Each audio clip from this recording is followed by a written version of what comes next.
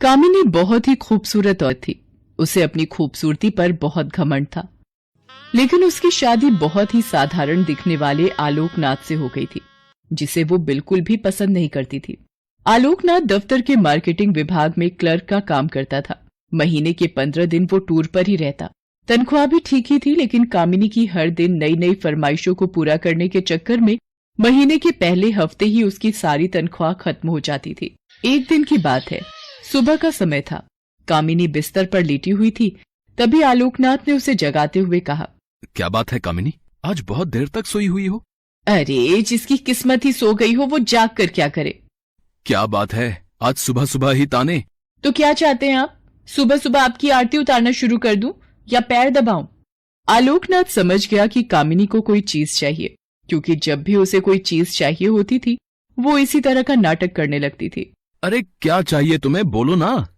हा, बोल तो ऐसे रहे हो जैसे चांद तारे लेकर आ जाओगे मेरे लिए। कितने दिनों से आपको उस सोने की रिंग के लिए कह रही हूँ, लेकिन आप हैं कि एक कान से सुनते हैं और दूसरे से निकाल देते हैं।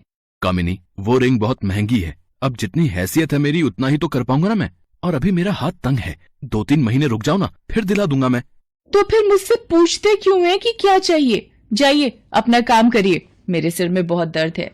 आलोकनाथ क्या करता, किसी तरह कर्ज लेकर कामिनी के लिए रिंग ले आया। लेकिन कामिनी बहुत ही लालची औरत थी, उसे हमेशा कुछ नया चाहिए होता था। इस बीच कामिनी के पड़ोस में एक नया शादीशुदा जोड़ा अमन और सुप्रिया रहने के लिए आए। जब अपनी बड़ी सी कार में अमन और सुप्रिया उतरे तो कामिनी अपनी बालकनी से उन्हें घूरते हुए सोचने लगी, वाओ, कितना हैंडसम लड़का है। क्या मस्त कपल हैं दोनों। काफी अमीर भी लग रहे हैं दोनों। कितनी महंगी कार है इनकी, और एक मेरे पति हैं। न शक्ल अच्छी है और ना ही कमाई। कामिनी को जब पता लगा कि ये जोड़ा बिल्कुल उनके बगल में रहने के लिए आया है तो वो उनसे दोस्ती करने के लिए मचल उठी। खास तौर पर अमन से उसे दोस्ती करने की बहुत इच्छा थी। एक दिन वो उनके घर गई। उसने दरवाजा खटखटाया। दरवाजा अमन ने ही खोला। सामने से अमन को देखकर वो उस पर और भी लट्टू हो गई।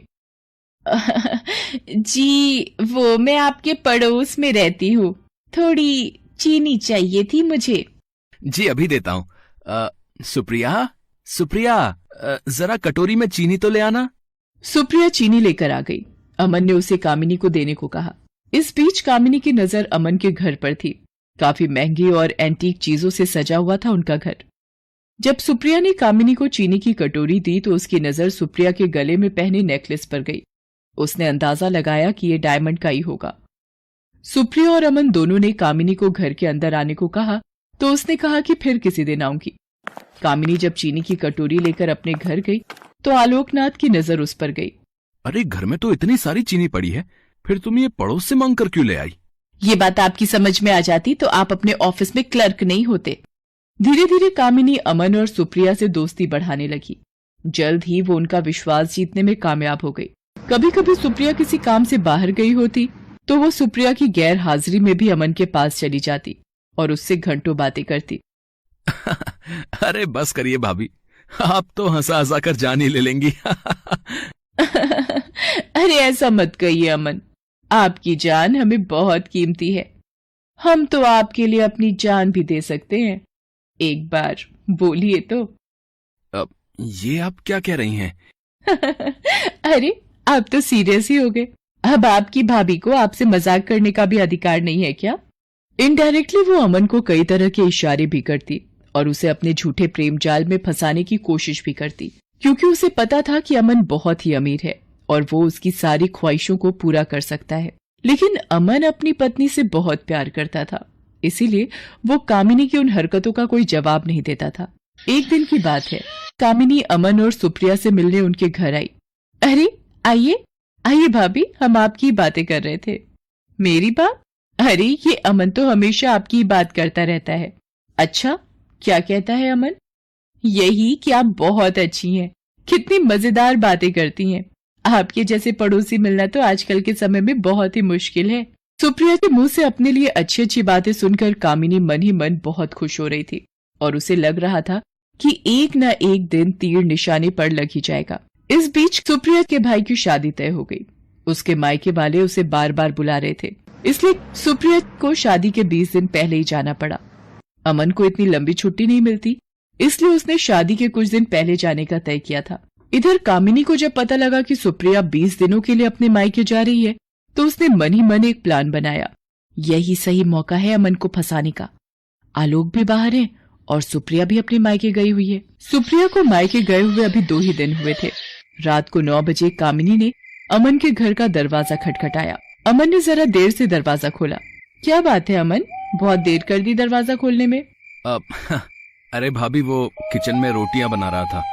आपको तो पता है ना, मुझे बाहर का खाना बिल्कुल पसंद नहीं है। अरे तो मुझे कह दिया होता, मैं बना देती। लगता है आप मुझे पराया समझते हैं। अरे नहीं नहीं भाभी, ऐसी बात नहीं है। मुझे खाना बनाना अच्छा लगता है। लेकिन मुझे ये अच्छा नहीं लगता कि मेरे रहते हुए आप किचन में खाना बनाएं। कामिनी भले ही अपने घर में कम ही खाना बनाती थी, लेकिन यहाँ तो उसका मकसद कुछ और था। वो किचन में गई और उसके लिए फटाफट खाना बनाने लगी। और ना सिर्फ खाना बनाया, अमन को खिलाया भी। अब तो कामिनी सुबह शाम उसके घर आती और उसका खाना बनाती। अमन को कामिनी का ये स्वभाव बहुत अच्छा लगा। कामिनी भाभी, मैं आपको क्या कहूँ, सच में आप मेरी बहुत मदद कर रही हैं। नहीं तो खाना बनाना और ऑफिस भी संभालना सच में बहुत मुश्किल काम है। एक दिन की बात है, कामिनी सुबह सुबह अमन के घर आई। अमन को लगा कि हर दिन की तरह वो खाना बनाने आई होंगी, लेकिन हर दिन वो 8 बजे के बाद आती थी। लेकिन आज तो 7 ही बज रहे थे। अरे अमन, वो क्या है ना कि आज मेरा शावर खराब हो गया है। बुरा ना मानो तो मैं आज तुम्हारे बाथरूम में नहा लूं? अमन ने हामी भर दी। इधर कामिनी तो किसी और फिराक में थी। उसने अमन के बाथरूम में कैमरा छुपाया और उसमें ऑटोमेटिक क्लिक बटन ऑन कर दिया। थोड़ी देर बाद वो जोर से चिल्लाई। अमन डर गया कि आखिर क्या हो गया। वो भागा भागा बाथरूम के पास गया। उसे देखकर कामिनी अचानक से उससे लिपट गई और उसे जोर से पकड़ लिया। अमन को समझ नहीं आ रहा था कि आखिर हुआ क्या है। इधर कैमरा अपना काम कर रहा था। कामिनी बहुत देर तक जब उससे लिपटी रही तो अमन को भी अब अच्छा लगने लगा था। लेकिन अचानक अमन को लगा कि उससे गलती हो रही है, इसलिए उसने उसे झटके से हटाया। सॉरी अमन, वो क्या है ना कि नहाते नहाते अचानक से पता नहीं कहां से 2 छिपकली बाथरूम में निकल आई। उसे देखकर ही मैं डर गई और जोर से चिल्ला पड़ी। अमन अब भी कामिनी से अपनी नजरें नहीं मिला पा रहा था। इधर कामिनी अपने प्लान में कामयाब हो गई थी। अमन के साथ उसकी सारी तस्वीरें कैमरे में कैद हो गई थी, जिसमें उन दोनों ने एक दूसरे को गले से लगा रखा था। अगले दिन वो सारी तस्वीरें अमन को लिफाफे में अपने घर के बाहर पड़ी मिली। उन तस्वीरों को देखकर उसका दिमाग झन्ना गया। तभी कामिनी वहां आ गई। उसके हाथ में भी एक लिफाफा था। अमन, ये देखो, किसी ने कल हमारी तस्वीरें खींच ली है। वो मुझे ब्लैकमेल कर रहा है और कह रहा है कि अगर वो 1 लाख रुपए उसे नहीं दूंगी तो वो ये तस्वीरें मेरे पति को दिखा देगा। अमन देखो, मैं एक सीधी सादी भारतीय नारी हूँ। मुझे नहीं पता कल किसने ये हरकत की है। अमन को भी कुछ समझ नहीं आ रहा था। उसने 1 लाख रुपए कामिनी को दे दिए। हालांकि उसे कामिनी पर रत्ती भर भी शक नहीं था, लेकिन कामिनी ने एक बार फिर से उससे 5 लाख रुपए मांगे तो उसका दिमाग ठनका। फिर भी उसे ज्यादा शक नहीं हुआ। उसने 5 लाख रुपए भी उसे दे दिए। लेकिन जब अमन सुप्रिया के पास जाने की तैयारी कर रहा था तो कामिनी ने फिर से उससे 2 लाख रुपए मांगे।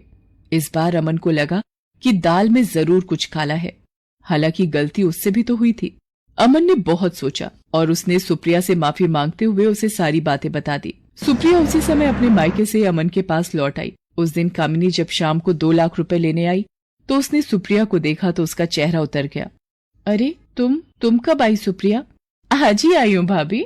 उसके बाद सुप्रिया ने अमन और कामिनी की सारी तस्वीरें उसे दिखाई और कहा कि भाभी, आपने मुझे बताया क्यों नहीं कि कोई आपको इन तस्वीरों के लिए ब्लैकमेल कर रहा है? मैं अभी इन तस्वीरों को लेकर पुलिस स्टेशन जा रही हूँ। पुलिस का नाम सुनते ही कामिनी के होश उड़ गए।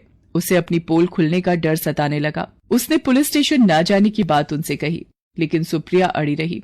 आखिरकार कामिनी टूट गई और रोते रोते उसने अपना गुनाह कबूल कर लिया। मुझे शर्म आती है आप जैसी औरतों पर जो अपने मतलब के लिए दूसरे मर्दों को फंसाती हैं। अरे आलोक भैया में क्या कमी है? वो बेचारे तो आपको हर खुशी देने की कोशिश करते हैं, लेकिन पता नहीं आपको ऐसा क्या चाहिए जो आपका लालच खत्म ही नहीं होता। कामिनी को अपनी गलती का एहसास हो गया था। उसने उन दोनों से माफी मांग ली, लेकिन अमन और सुप्रिया ने कुछ दिनों बाद अपना फ्लैट खाली कर दिया और वो कहीं और रहने चले गए।